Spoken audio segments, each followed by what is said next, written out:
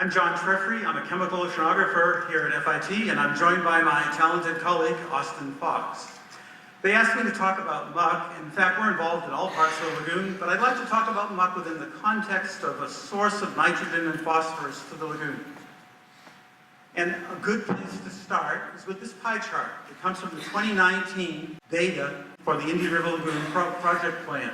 And what it shows here for the North Indian River Lagoon, that different sources are contributing 680 tons of nitrogen to the North Indian River Lagoon, north of Melbourne Causeway. And it's pretty well split between stormwater runoff, that groundwater input, atmospheric input, and muck flux, the release of nitrogen and phosphorus from muck.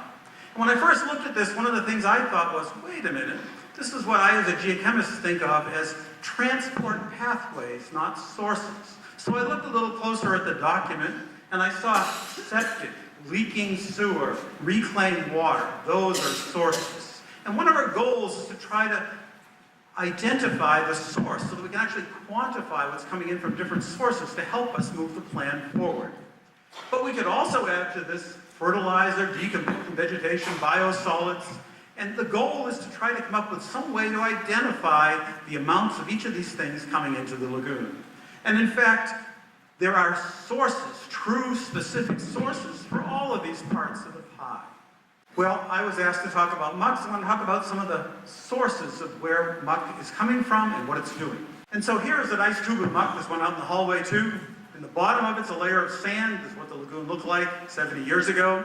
And decade after decade after decade, this muck has come in and filled us. There are places where it's 10 feet thick.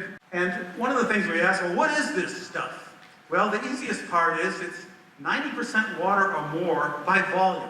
It's basically a lot of water with a little bit of particles in it, and it's therefore easily moved around quite easily.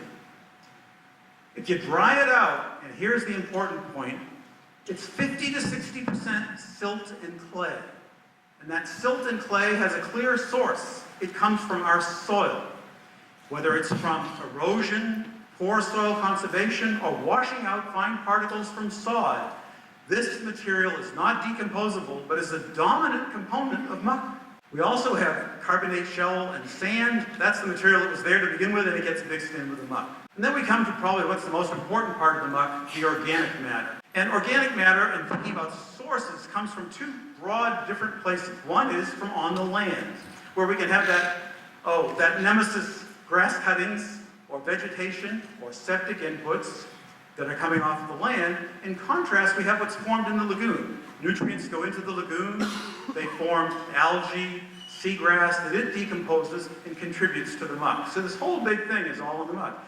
And fortunately, we have ways to tell the difference between muck organic matter that came in from the land versus the lagoon. We use carbon isotopes.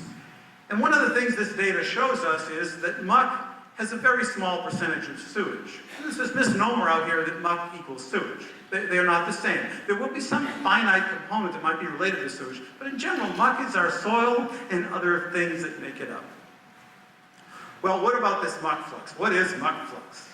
Well, if you consider decomposing organic matter with billions of bacteria attacking it, they break up the organic matter, and two of the things they form are nitrogen in the form of ammonium and phosphorus in the form of phosphate.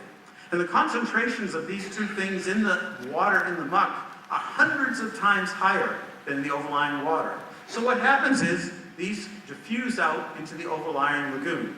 And they then present yet one of the sources of nitrogen and phosphorus to the lagoon. Well, just recently, we determined the nitrogen isotope content of this nitrogen in ammonium that's coming out of the muck. And it brought us to a complex boundary. And that recent work by Burrell that you may be familiar with showed that the nitrogen isotope composition of drift algae, the big macroalgae, was the same as sewage. Well, it turns out that the nitrogen that's coming out of muck also has the same isotopic ratio as what people generally call sewage. So we have this complexity. We really can't differentiate the nitrogen coming out from muck from the nitrogen coming in from sewer, as long as you believe that a very small fraction of the organic matter that's in the muck is from sewage. And so what we need to do as we move forward and try to identify sources is to have more than one line of evidence. Use 2 isotopes, use some chemicals. And I am really pushing for us to try to be able to identify the sources. If we're going to get stuff out and we're going to control it in the future, we've got to know where it came from. The release of nitrogen and phosphorus from muck is continuous, 24 hours a day, 365 days a year, even during the dry season when it's really important.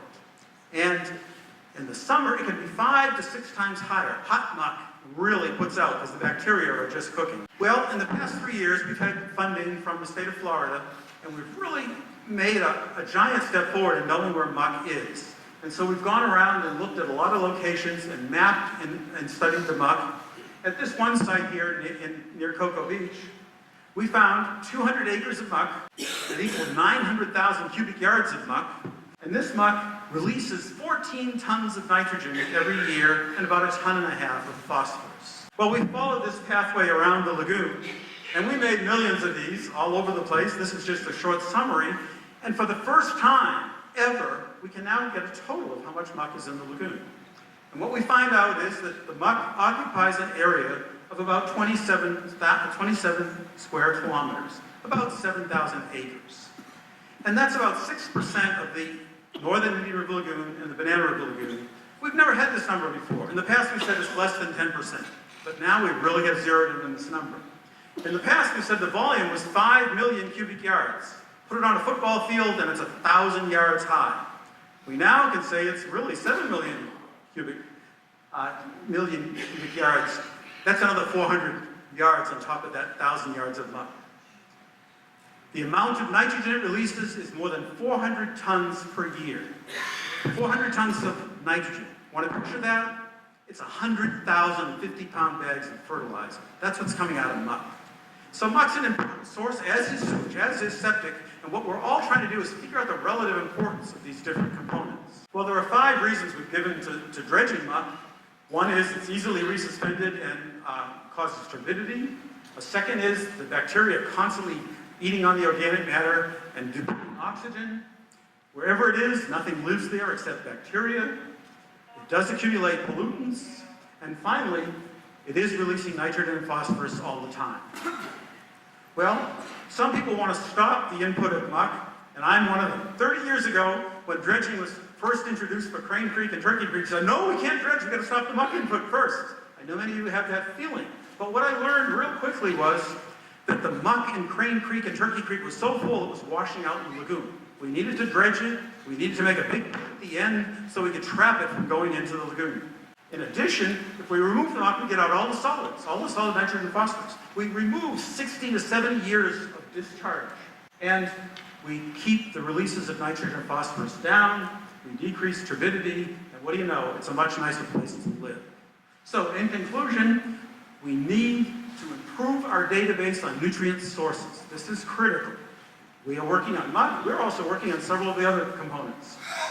Muck is clearly one of several important. We're in this together, as MJ said. There are so many different parts of all this. It takes a village, and there's so many ways to look and study it.